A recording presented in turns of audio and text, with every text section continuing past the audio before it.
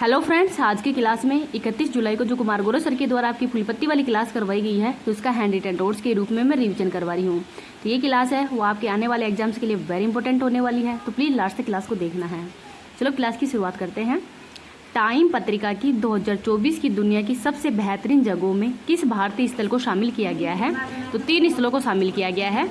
Museum of solutions, Manam chocolate Hyderabad और dining restaurant नार हिमाचल प्रदेश। तो डाइनिंग रेस्तरा नार है NAR, तो ये हिमाचल प्रदेश के अंदर। तो इन 3 को शामिल किया गया है। तो टाइम मैगजीन 2024 जो कि विश्व में सर्वश्रेष्ठ स्थान है, उसमें भारत के 3 जगह हैं, इनको शामिल किया गया है। म्यूजियम ऑफ सॉल्यूशन ये बच्चों का संग्रहालय है, मनम चॉकलेट हैदराबाद में है और डाइनिंग रेस्तरा नार ये हिमाचल प्रदेश के अंदर है। तो इन तीनों को शामिल किया गया है। आगे देखते हैं ललन टॉप क्वेश्चन। यूनेस्को में शामिल पहली लिविंग हेरिटेज ये विश्व भारती यूनिवर्सिटी है पश्चिम बंगाल के अंदर। पहला साहित्यिक शहर कोझिकोड केरल में है और मसाला अनुसंधान केंद्र है, ये भी कोझिकोड केरल के अंदर ही है। 43वां विश्व धरोहर स्थल ये हाल में शामिल किया गया है मोइदम। और मोइदम है ये अहोम साम्राज्य के जो राजवंश है उनका कब्रिस्तान है।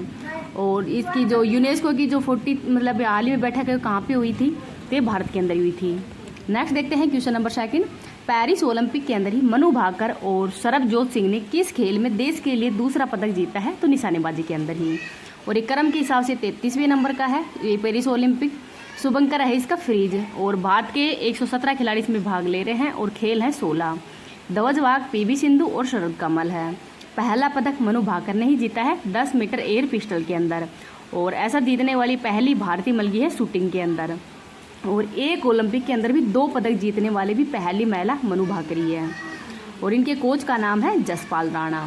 PV सिंधु है, इन्होंने 2016 में सिल्वर मेडल जीता था और 2020 के अंदर कांस्य मेडल जीता था। अभिनव बिंद्रा ने निशानेबाजी के अंदर ही 2008 के बीजिंग ओलंपिक के अंदर गोल्ड मेडल जीता है और ये भारत के पहले व्यक्तिगत मतलब गोल्ड मेडल है, इन्होंने जीता है। और टोक्यो ओलंपिक के अंदर ही नीरज चोपड़ा के द्वारा भी गोल्ड मेडल जीता गया था भाला फेंक में। इनको भी याद रख लीजिएगा। इस क्लास की PDF है वो मैं टेलीग्राम पे डाल दूंगी। टेलीग्राम का लिंक इस वीडियो के कमेंट सेक्शन के अंदर पिन कर दूंगी। कल वाले मतलब 5वां क्वेश्चन था ना, जिसमें कि जो ये मतलब मैंने विजेता है उसमें भारत कर दिया था, लेकिन उसमें विजेता हो श्रीलंका आएगा और उप विजेता भारत आएगा। तो उस क्वेश्चन को आप करेक्ट कर लीजिएगा। क्वेश्चन नंबर 3 देखते हैं। RBI से किसे क्रॉस बॉर्डर पेमेंट का लाइसेंस मिला है? तो 3 कंपनियों को मिला है। तो क्रॉस बॉर्डर पेमेंट है ये लाइसेंस RBI के द्वारा दिया जाता है। तो पहली कंपनी है केस की और केस की है भारत के विशाल बाजार के प्रति आकर्षण के लिए ही ये लाइसेंस है पहली कंपनी को दिया गया था। और वर्तमान 3 कंपनियों को दिया गया है, अमेजोन पे, एडेन और बिल डेक्स को। तो ये RBI इनके द्वारा ही 3 कंपनी है, इनको क्रॉस बॉर्डर पेमेंट है ये दिया गया है, इसका लाइसेंस दिया गया है। RBI की स्थापना यंग हिल्टन आयोग की सिफारिश पर की गई है 1 अप्रैल 1935 को। एक्ट 1934 का है। राष्ट्रीयकरण 1 जनवरी 1949 को किया गया है। पहले भारतीय गवर्नर CD देशमुख है और पहले गवर्नर थे इसके ओसबोर्न स्मिथ। वर्तमान में गवर्नर है Shaktikanta Das.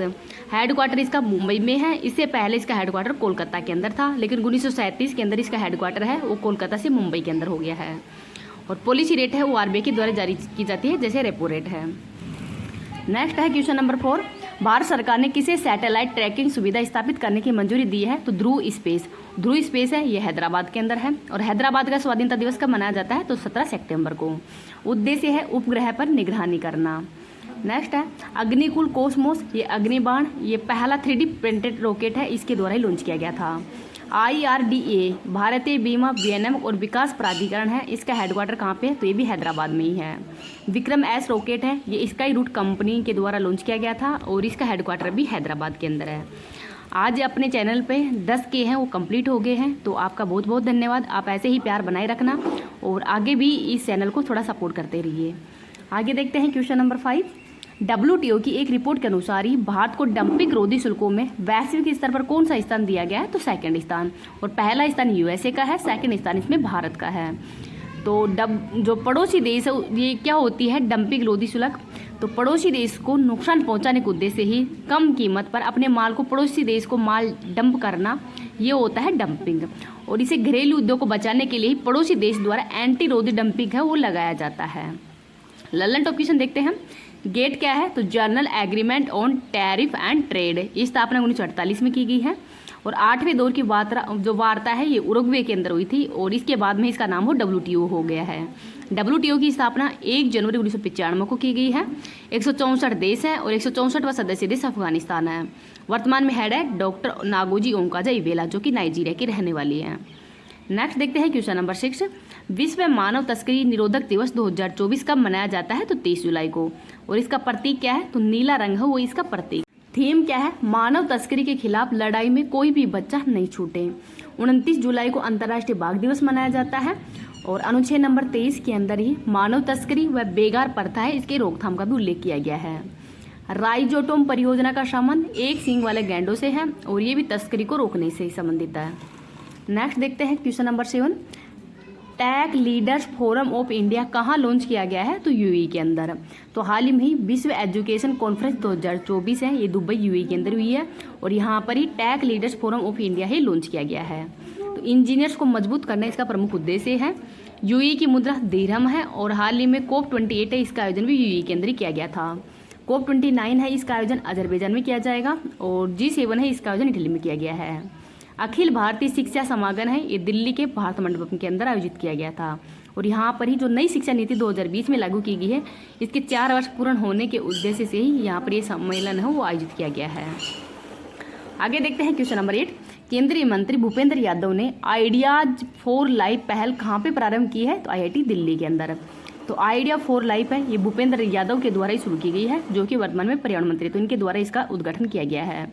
Life mission, life style for environment, तो पानी बचाओ, ऊर्जा बचाओ, पर्यावरण को बढ़ाओ, ये सब इसका उद्देश्य है।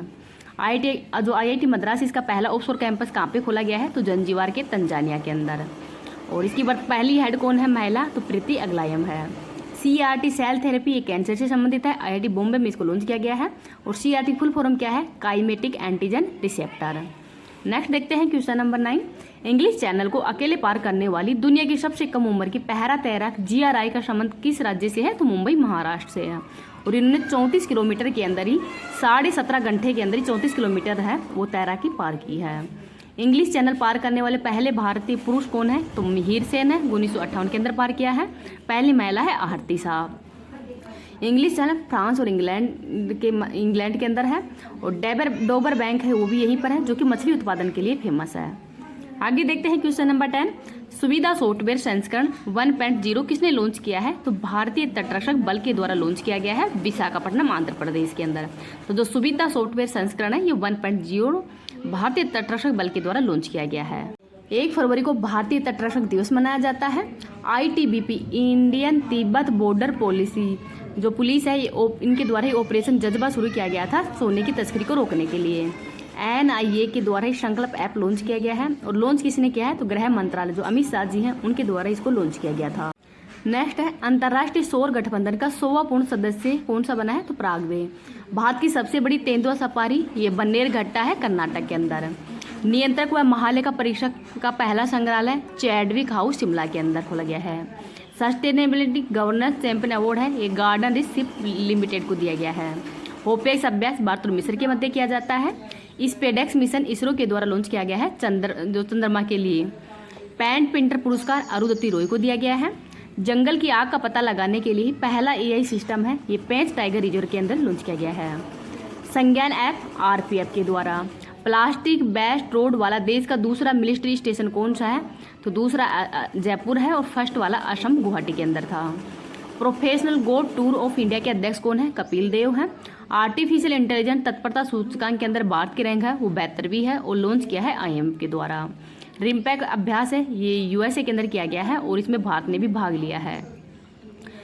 T20 विश्व कप 2024 ये 9वें नंबर का है, भारत ने जीता है और हारा कौन है? साउथ अफ्रीका हारा है।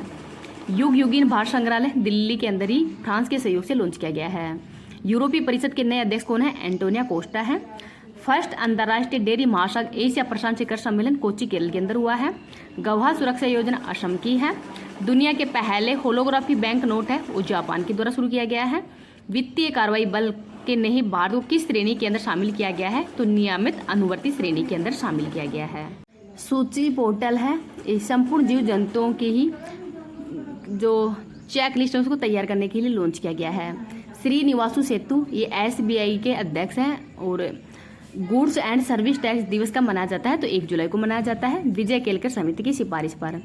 अनुच्छेद है GST काउंसिलिंग से संबंधित है 279, और इसके हेड कौन होते हैं, तो भारत के वित्त मंत्री इसके हेड होते हैं। संविधान संशोधन 101वें नंबर का हुआ है। मुख्यमंत्री मांझी लड़की बहन योजना, ये है महाराष्ट्र की। स्पेस मैत्री मिशन भारत और ऑस्ट्रेलिया के मध्य। सैन्य अभ्यास मैत्री का आयोजन भारत और थाईलैंड के मध्य किया जाता है। और अयोध्या अभ्यास है, इसका आयोजन भी भारत और थाईलैंड के मध्य ही किया जाता है। 24वां SCO शिखर सम्मेलन 2024 है, ये आस्ताना के कजाकिस्तान के अंदर हुआ है। और इसमें 10वां सदस्य देश बेलारूस बना है। 9वां सदस्य देश कौन सा बना है, ये आपको कमेंट सेक्शन के अंदर बताना है। लियोन शतरंज मास्टर 2024, ये विश्वनाथ आनंद ने जीता है। बहदीखलम उत्सव मेघालय में। मजगांव डॉक जो शिप बिल्डर्स है, ये नवरत्न कंपनी का दर्जा दिया गया है। फर्स्ट के सरस्वती अम्मा पुरस्कार P गीता को दिया गया है। राइजोटॉप परियोजना, ये साउथ अफ्रीका है, गैंडों के जो सींगों की तस्करी को रोकने के लिए शुरू की गई है। नोमडेक एलिफेंट अभ्यास भारत और मंगोलिया के मध्य। उन्नत पृथ्वी अवलोकन उपग्रह एलोस 4 है, ये जापान के अंदर शुरू किया गया है। निर्माण पोर्टल है, ये UPSC स्टूडेंट है, उनको 1 लाख रुपए की सहायता के लिए, अगर कोई स्टूडेंट प्री पास हो जाएगा जो UPSC का, तो उसमें मेंस लिखने के लिए उनको 1 लाख रुपए की सहायता दी जाएगी। NTR भरोसा पेंशन योजना आंध्र प्रदेश की है। यूनेस्को विश्व धरोहर समिति के 46वें 70 के मतलब है, ये कहाँ पे होगा, तो भारत के अंदर होगा, भारत मंडपम नई दिल्ली में। तेलंगाना वृक्ष पुरुष, ये N बलराम को दिया गया है। पेरिस 2024, लॉस एंजल्स 2028 ओलंपिक खेलों के लिए ही भारतीय ओलंपिक संघ का मुख्यालय प्रायोजक कौन है, तो BPCL है, तो इनका नाम भी याद रख लीजिए। नेक्स्ट है संपूर्णता अभियान, नीति आयोग ने शुरू किया है। विश्वनाथ गोल्डन समिति, ये लेखाओं के आधार वर्ष को ही मॉडिफायर करने के लिए शुरू किया है। प्रोजेक्ट नेक्सन का संबंध RBI से है। हेमंत सोरेन, ये वर्तमान में झारखंड के CM है। लोकपथ मोबाइल ऐप है, ये लॉन्च हुआ है मध्य प्रदेश के अंदर। माँ बापू सीरीज का एपिसोड नंबर 3 के अंदर वाद्य अंतर देखते हैं। वाद्य अंतर 4 प्रकार के होते हैं, तत्वाद्य अंतर, सुशीर वाद्य अंतर, अवनद वाद्य अंतर और घन वाद्य अंतर।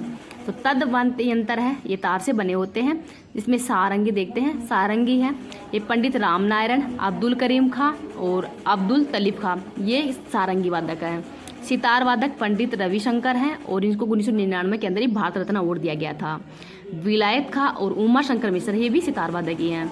वीणा वादक देते हैं S बालचंद्रन, विश्व मोहन भट्ट और असद अली खां, ये वीणा वादक है।